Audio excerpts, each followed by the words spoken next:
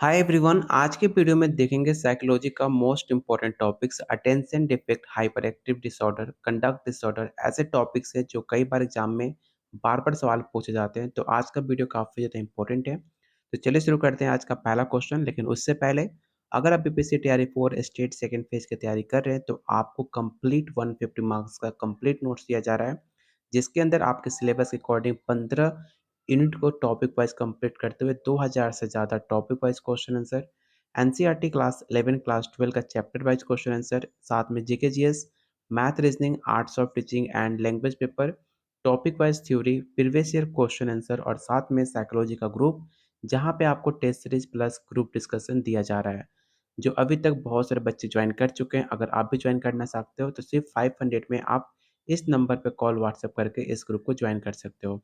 साथ में आपको गाइड भी किया जाएगा कैसे एग्जाम का तैयारी करनी है, किस टॉपिक पे ज़्यादा फोकस करना है, कैसे आप फर्स्ट अटेम्प्ट में पेपर क्वालिफाई कर सकते हो। ये हर चीज़ आपको डिटेल में बताया जाएगा। तो चलिए शुरू करते हैं आज का पहला क्वेश्चन।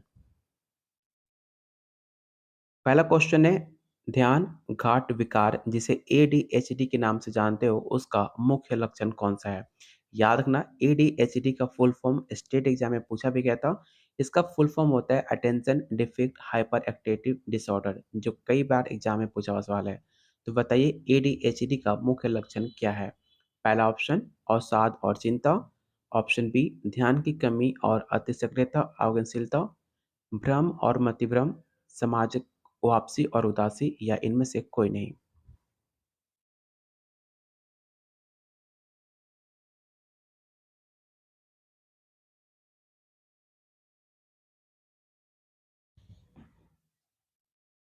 तो क्वेश्चन वन का जो राइट आंसर होगा ऑप्शन नंबर बी होगा, ध्यान की कमी और अतिशीघ्रता अवगनशीलता, जो कि एक नीरो विकासात्मक विकार है जिसमें व्यक्ति को ध्यान केंद्रित करने में कठिनाई, अति सक्रियता और अवगनशीलता के लक्षण दिखाई देते हैं।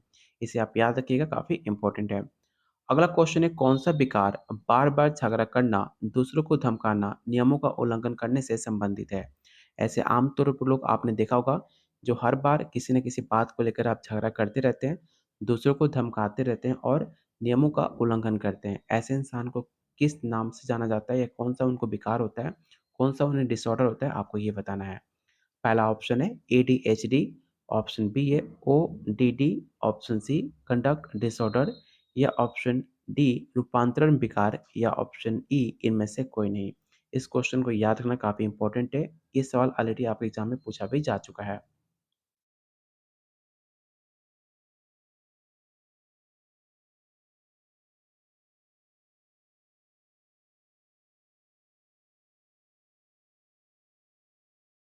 तो क्वेश्चन सेकंड का जो भी आंसर सी टिक आउट कर रहा है उनका आंसर सही है। कंडक्ट डिसऑर्डर, जो कि एक आचरण विकार, व्यक्ति आक्रामकता, झगड़ालू व्यवहार, चोरी और सामाजिक नियमों का उल्लंघन करता है, जो कि एक कंडक्ट डिसऑर्डर के अंतर्गत आता है। अगला क्वेश्चन आपको बताना है कि रोग भ्रम किस प्रकार के विकार का एक उदाहरण है। पहला ऑप्शन मनोविकृति विकार, चिंता विकार, सोमोटोफॉर्म विकार, विघटनकारी विकार, या इनमें से कोई नहीं।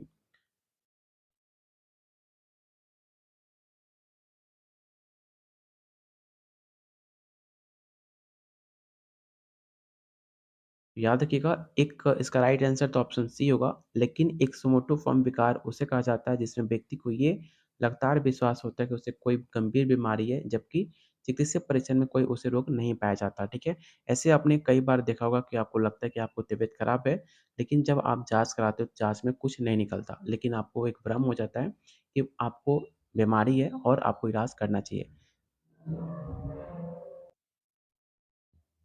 तो क्वेश्चन थर्ड का जो राइट आंसर होगा ऑप्शन नंबर सी होगा, इसे आप याद रखिएगा। क्वेश्चन नंबर फोर आपको बताना है कि रूपांतरण विकार के लक्षण क्या है। Conversion disorder, what are the symptom of conversion disorder. पहला ऑप्शन है अवसाद और उदासी, ऑप्शन बी है शारीरिक कार्यों की हानि जैसे पक्षाघात और अंधापन, या ऑप्शन नंबर सी अत्यधिक ऊर्जा और उत्साह, या ऑप्शन नंबर डी भोजन की आदतों में। तो आपको बताना है कन्वर्जन डिसऑर्डर का लक्षण क्या होता है।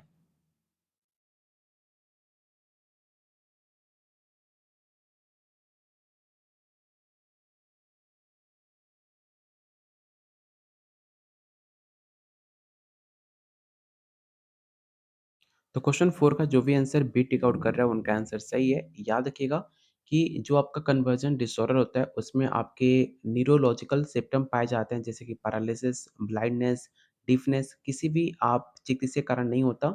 लक्षण जो भी होते हैं तनावपूर्ण घटनाओं के बाद उत्पन्न होते हैं। ऐसा नहीं कि जो आपका पैरालिसिस होता है उसमें कोई बीमारी आपको इसलिए आपके पैरालिसिस हो गया, ब्लाइंडनेस आप अंधे हो गए। ये सब एक घटना के तुरंत बाद आपको ये लक्षण देखने को मिलता है, ना कि आपको ये कोई लंबी बीमारी है, ना कोई जेनेटिक्स ये बीमारी काउंट की जाती है। तो ऐसी बीमारी को कहा जाता है कन्वर्जेंट डिसऑर्डर। तो ऑप्शन नंबर बी इसका राइट आंसर होगा। आपको बता दें कि हर एक पॉइंट मैंने इसमें मेंशन किया हुआ है व्याख्या में, कुछ भी आपको डिटेल में यहाँ पर लिखा हुआ है, आप इसे पढ़कर हर एक क्वेश्चन को समझ सकते हो। सिर्फ क्वेश्चन और आंसर याद मत करना क्योंकि 1 से 2 दिन में आप उसे भूल जाओगे। अगर आप हर एक पॉइंट को डिटेल में पढ़ोगे तो आपको हर एक पॉइंट आपको याद रहेगा, आपके एग्ज़ाम तक इन फ्यूचर हमेशा आपको याद रहेगा।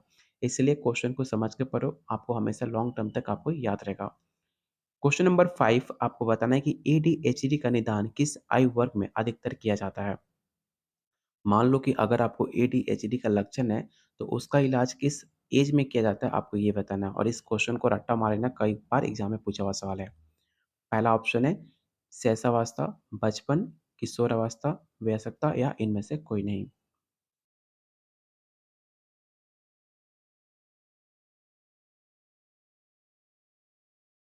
तो क्वेश्चन 5 का जो राइट आंसर होगा ऑप्शन नंबर बी होगा चाइल्डहुड। याद रखना कि एडीएचडी आमतौर पर बचपन में निदान किया जाता है, हालांकि इसके लक्षण किशोर अवस्था और वयस्कता में भी जारी रह सकते हैं।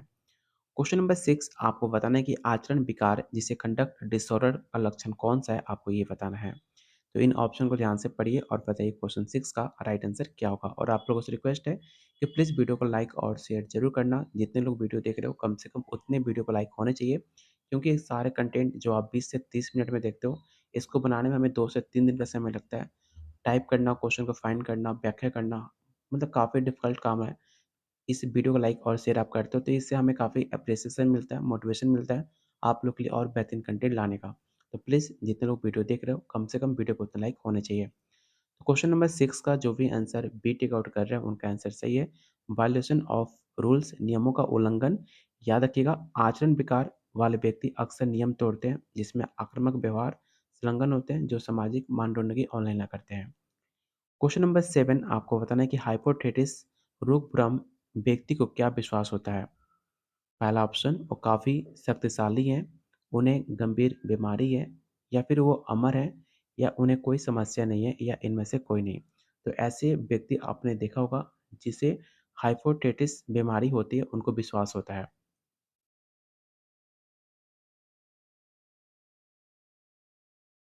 तो मैंने आपको जस्ट बताया था ऐसी बीमारी जो आपको लगता है कि आपको गंभीर बीमारी है, लेकिन जब उसका कोई भी मेडिकल जाँच होता है, उसमें कुछ भी पता नहीं चलता। उसे कहा जाता है हाइपोथेटिस एक विश्वास, एक रोगभ्रम विश्वास। इसका राइट आंसर क्या होगा? तो क्वेश्चन नंबर 7 का जो राइट आंसर होगा ऑप्शन नंबर बी हो जाएगा। क्वेश्चन नंबर 8 आपको बताना है कि निम्नलिखित में कौन-सा उपचार एडीएचडी के लिए सबसे इफ़ेक्टिव है? पहला ऑप्शन सीबीटी, ऑप्शन बी मनोविश्लेषण, ऑप्शन सी उत्तेजक औषधीय उपचार या ऑप्शन डी समूह चिकित्सा या इनमें से कोई नहीं।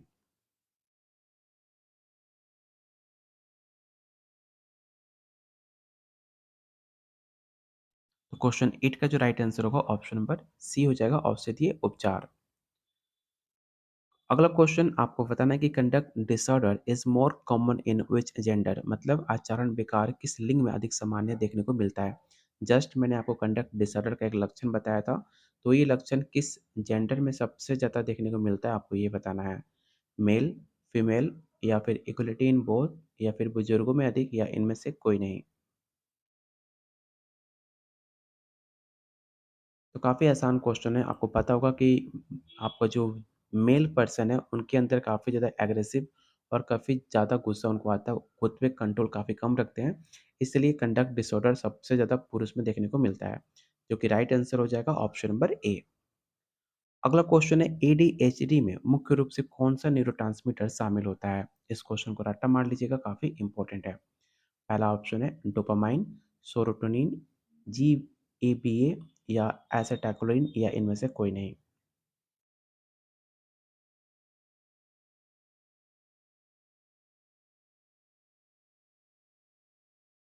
तो याद रखिएगा क्वेश्चन 10 का राइट आंसर होगा ऑप्शन नंबर ए, क्योंकि जो डोपामाइन में लो लेवल का डोपामाइन एडीएचडी में रहता है, जो कि आपको इफ़ेक्ट करने, आपके ध्यान को केंद्रित करने और आवेग को नियंत्रित करने में काफ़ी कठिनाई होती है, जो कि राइट आंसर होगा ऑप्शन नंबर ए।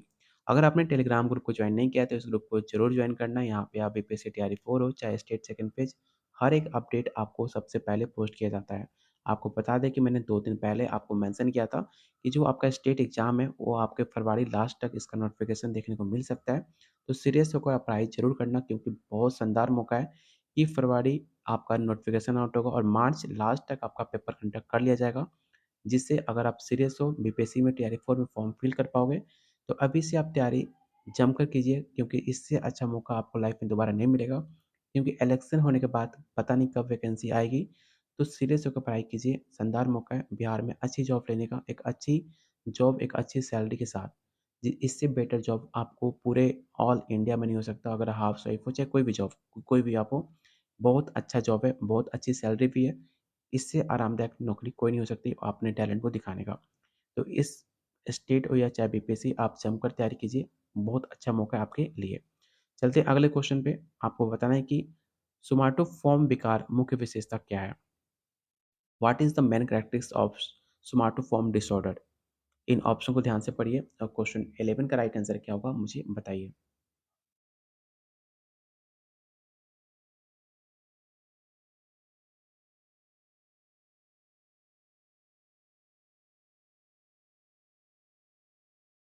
तो क्वेश्चन 11 का जो राइट आंसर होगा ऑप्शन नंबर ए होगा, बिना चिकित्सीय कारण के शारीरिक लक्षण।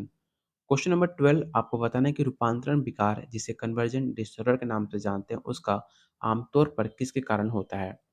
पहला ऑप्शन मस्तिष्क की चोट, मानसिक तनाव या आघात, आनुवंशिक विकार या विटामिन की कमी, या इनमें से कोई नहीं। Conversion disorder is often triggered by what? तो बताइए क्वेश्चन 12 का राइट आंसर क्या होगा?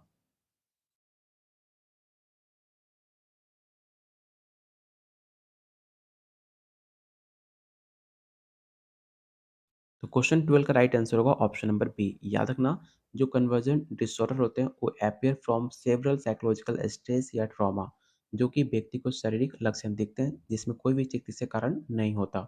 तो क्वेश्चन 12 का राइट आंसर होगा option number b. Question number 13 आपको बताना है कि आचरण विकार से पीड़ित बच्चा किस प्रकार का व्यवहार रिप्रेजेंट कर सकता है या किस प्रकार का बिहेवियर प्रदर्शित कर सकता है? पहला ऑप्शन है अकेले रहना पसंद करना, ऑप्शन नंबर बी है अत्यधिक दुःस्वप्न देखना, ऑप्शन नंबर सी झूठ बोलना, चोरी करना और नियम तोड़ना। तो इन 3 ऑप्शन में से कोई आपका एक राइट आंसर है, तो मुझे बताइए कंडक्ट डिसऑर्डर का बिहेवियर कैसा हो सकता है आपके अंदर?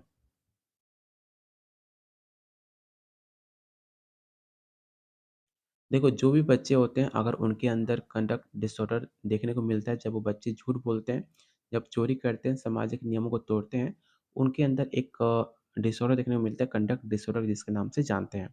तो क्वेश्चन 13 का राइट आंसर होगा ऑप्शन नंबर सी। अगला क्वेश्चन है, कौन सा विकार गंभीर बीमारी होने की अत्यधिक चिंता से संबंधित है? पहला option conversion disorder, option b रोग भ्रम, option c conduct disorder, option d ADHD, या इनमें से कोई नहीं।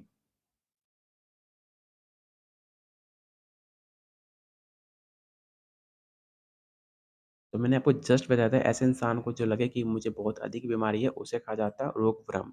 उन्हें कोई बीमारी नहीं होती। काफ़ी आसान क्वेश्चन था। ऑप्शन नंबर बी इसका राइट आंसर होगा। याद रखना, क्वेश्चन को अलग-अलग लैंग्वेज में पूछा जा सकता है, लेकिन क्वेश्चन को अगर आप समझ लेते हो, तो आसानी से आप उसका आंसर बता पाओगे।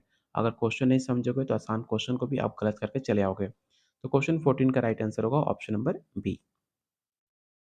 अगला क्वेश्चन आपको बताना है कि which therapy is most effective for conduct disorder?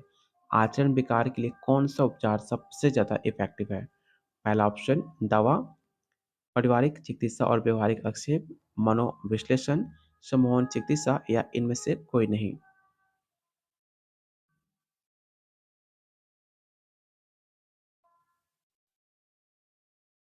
तो क्वेश्चन 15 का राइट आंसर होगा option number b. Question number 16 आपको बताना है कि कन्वर्जन डिसऑर्डर और रोग भ्रम के बीच मुख्य अंतर क्या है?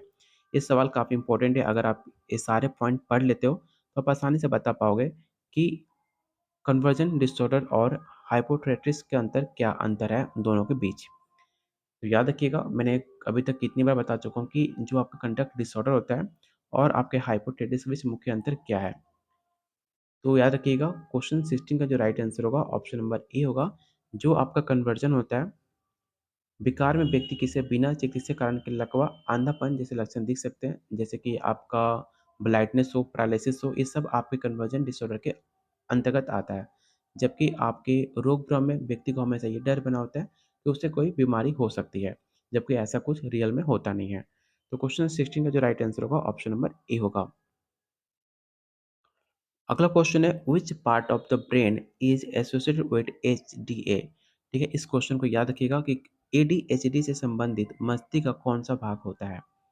पहला ऑप्शन फ्रंटल लोब, जो आपका मस्तिष्क का फ्रंट लोब होता है उसे, या ऑक्यूपेटल लोब, या प्रासिक लोब, सेरिबेलम, या इनमें से कोई नहीं।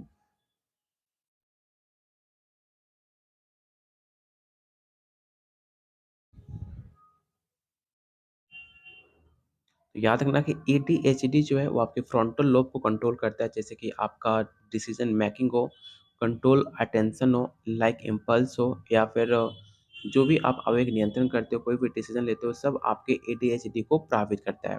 तो क्वेश्चन नंबर 17 का जो राइट आंसर होगा ऑप्शन नंबर ए हो जाएगा। इसे आप याद रखिए, काफी इंपॉर्टेंट है। क्वेश्चन नंबर 18 आपको बताना है कि एडीएचडी का सबसे अच्छा मनोवैज्ञानिक उपचार कौन सा है। अगर what is the best psychological treatment for ADHD? मनोविश्लेषण, सीबीटी जिसे कॉग्निटिव बिहेवियरल थेरेपी के नाम से जानते हैं, समूह चिकित्सा, ध्यान, या इनमें से कोई नहीं। तो मैंने आपको कई बार अभी तक वीडियो में बता चुका हूँ कि अगर आपको एडीएचडी का कोई भी लक्षण है तो उसे आप सीबीटी के माध्यम से उसे आप कंट्रोल कर सकते हो। सीबीटी होता क्या है? तो सीबीटी एक तरह का प्रेरित लोगों का आवेग नियंत्रण और ध्यान प्रबंधन का एक रणनीति विकसित करता है, जो इसको डायग्नोस करने में काफ़ी हेल्प होती है। तो क्वेश्चन नंबर 18 का जो राइट आंसर होगा ऑप्शन नंबर बी हो जाएगा। अगला क्वेश्चन, निम्नलिखित में कौन सा आचरण विकार का लक्षण नहीं है? Which of the following is not a symptom of conduct disorder? तो इन ऑप्शन को ध्यान से पढ़िए और बताइए क्वेश्चन 19 का राइट आंसर क्या होगा।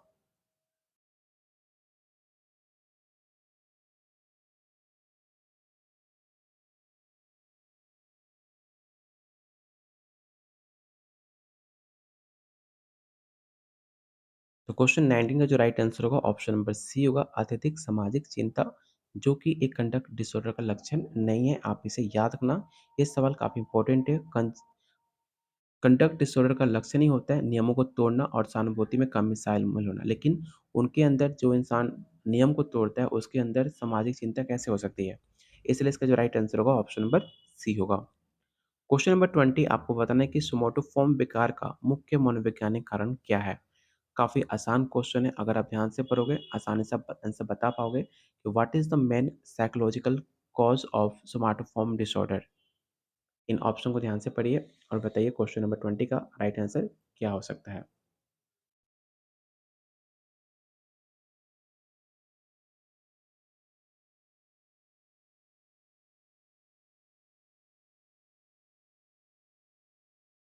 तो क्वेश्चन 20 का जो राइट आंसर होगा ऑप्शन नंबर ए हो जाएगा, अनसुलझे भावनात्मक संघर्ष। क्वेश्चन नंबर 21 आपको बताना है कि रूपांतरण विकार के लिए सबसे अच्छा उपाय कौन सा है।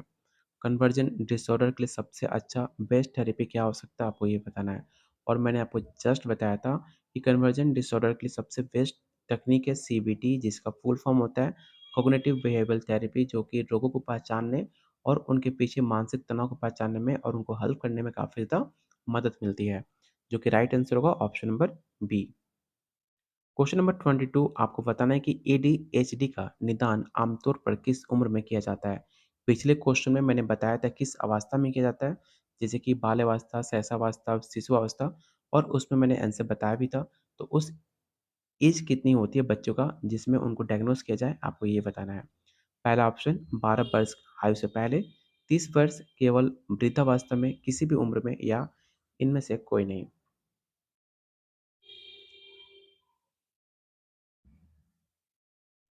तो मैंने आपको बताया भी था कि बाल अवस्था में आपका एडीएचडी का डायग्नोस किया जाता है, तो बाल अवस्था का एज क्या होता है? 12 वर्ष की आयु से पहले, ठीक है? अगर आपका एज 12 वर्ष से पहले है, तो उसका डायग्नोस अच्छे से किया जा सकता है। इसका ये मतलब नहीं है कि वो लॉन्ग टर्म तक आपके अंदर होगा नहीं, वो आपके अंदर टेम्पोरेरी बेस पे रहता भी है, आपके जन्म त आपकी मृत्यु तक। तो इसका जो राइट आंसर होगा ऑप्शन नंबर ए होगा, 12 वर्ष से पहले। अगला क्वेश्चन है, कौन-सा विकार ध्यान आकर्षित करने के लिए बीमारी को नकली रूप से प्रस्तुत करता है? इन ऑप्शन को ध्यान से पढ़िए और बताइए क्वेश्चन 23 का राइट आंसर क्या होगा?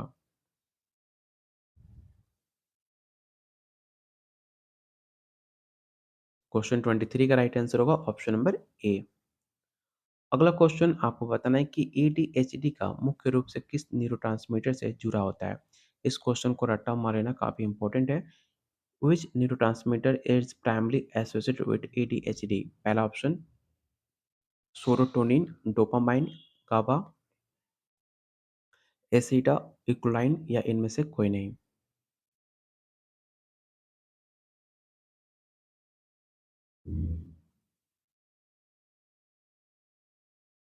तो क्वेश्चन 24 का जो राइट आंसर होगा ऑप्शन नंबर बी होगा, डोपामाइन। अगला क्वेश्चन आपको बताना है कि निम्नलिखित में कौन सा विकार अधिकार आंकड़ों के प्रति लगातार विरोध और शत्रुता से विशेष रखता है? पहला option conduct disorder, option number b है ओडीडी या option number d c ADHD या ऑप्शन नंबर डी रोग भ्रम या इनमें से कोई नहीं।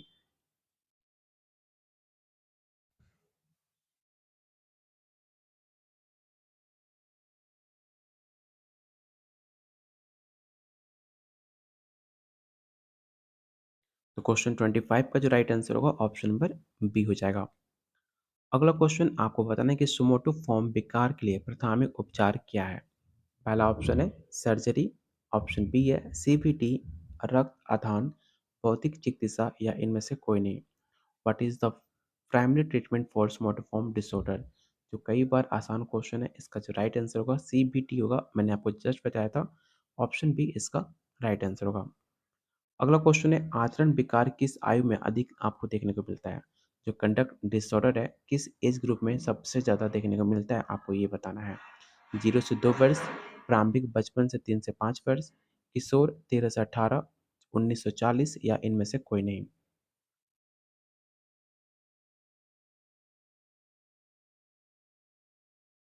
तो ये एज ऑफ पीरियड आपका 13 से 18 वर्ष का होता है। आपके राइट आंसर होगा option number C. Question number 28 आपको बताना है कि रोग भ्रम की प्रमुख विशेषता क्या है? What is the key characteristics of hypothyroidism? पहला ऑप्शन चिकित्सा पुष्टि के बावजूद गंभीर बीमारी होने का डर, अचानक लकवा, बार बार हाथ धोना, महिमा मंडित भ्रम या इनमें से कोई नहीं। तो अभी तक आपको समझ आ जाना चाहिए कि ऐसी बीमारी जिनके अंदर कोई भी आपके अंदर बीमारी होता नहीं है, लेकिन आपको डर होता है कि आपको कोई गंभीर बीमारी है, उसे कहा जाता है रोग भ्रम। तो हर किसी का आंसर सही होना चाहिए। क्वेश्चन 28 का जो राइट आंसर होगा ऑप्शन नंबर ए होगा। अगला क्वेश्चन आपको बताना है कि एडीएचडी का सबसे इफेक्टिव चिकित्सा कौन सा है? पहला ऑप्शन व्यवहार चिकित्सा, मनोविश्लेषण, ईसीटी, सामूहिक चिकित्सा या इनमें से कोई नहीं। Which therapy is most effective for ADHD? इस क्वेश्चन को याद रखिएगा कि बिहेवियरल थेरेपी आपका मोस्ट इफेक्टिव होता है एडीएचडी को काउंटर करने का, जो कि राइट आंसर होगा ऑप्शन नंबर ए। और आज का लास्ट और मोस्ट इंपॉर्टेंट क्वेश्चन आपको बताना है कि निम्नलिखित में कौन से रूपांतरण विकार का लक्षण नहीं है? Which of the following is not a symptom of conversion disorder? पहला ऑप्शन अचानक दृष्टि हानि, अंगों में संवेदना की हानि, मिर्गी जैसे दौरे, बीमारी को लेकर अत्यधिक चिंता या इनमें से कोई नहीं।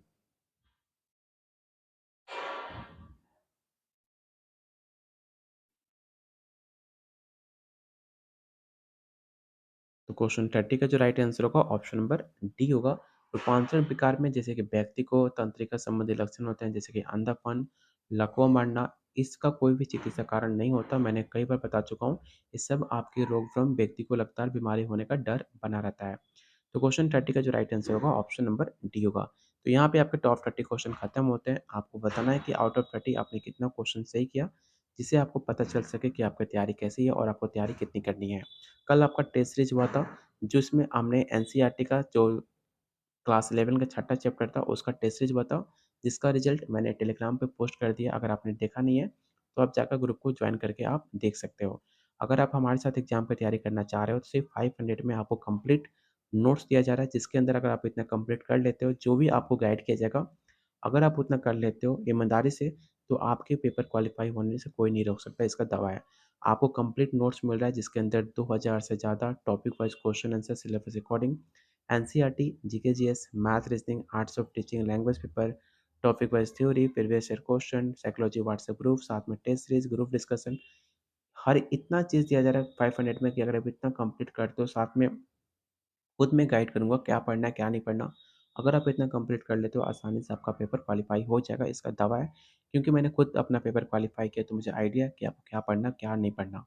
लेने के लिए सिर्फ़ आपको इस नंबर पे व्हाट्सएप कॉल करना है, बाकी अपना टेंशन आप मुझे दे सकते हो। जितना आपको बताया जाएगा, उतना आप ज़रूर कर लेना। पेपर क्वालीफाई नहीं होने से कोई नहीं रोक सकता। मिलते हैं बहुत जल्द अगले वीडियो में। प्लीज़ वीडियो को लाइक और शेयर ज़रूर कर देना।